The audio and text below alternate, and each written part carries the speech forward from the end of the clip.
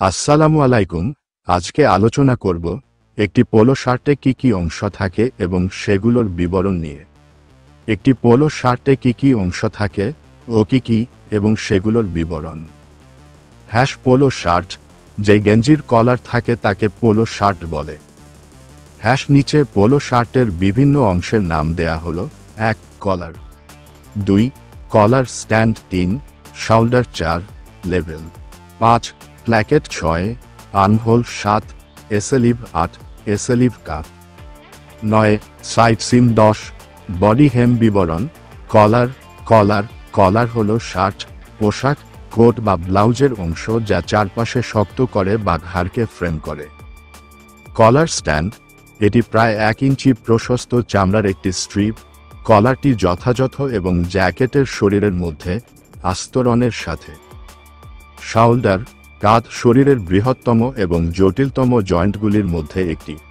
Label, আমরা যখন market থেকে কোন পোশাক ক্রয় করি তখন আমরা পোশাকের গায়ে কিছু কাপড়ের টুকরো অ্যাটাচ করা দেখি।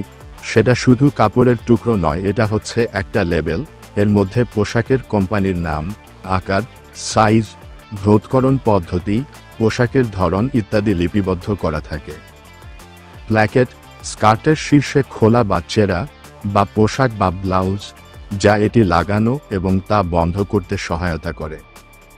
আর্মহোল, আর্মহোল হলো একটি শার্টের এমন একটি অংশ যে অংশ দিয়ে আপনার বাহু ঢোকানো বা বাহু খোলার জন্য ব্যবহার করা হয়। এসএলিভ, একটি হাতা হলো একটি পোশাকের অংশ যা আর্মকে কভারস্কে দেয় বা বাহুটি পাস হয় বা পিছলে যায়।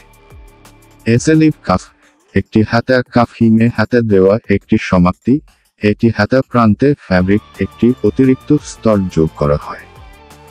সাইড সিম, পোশাকের পাশের অংশে পরার জন্য কৌশলগতভাবে রাখা পোশাকটিতে একটি পার্শ্বযুক্ত সিম। বডি হেম, কাঁধ থেকে হেম পরিমাপটি কাঁধ থেকে নিচে হেম পর্যন্ত পোশাকের মোট দৈর্ঘ্য পরিমাপ করে।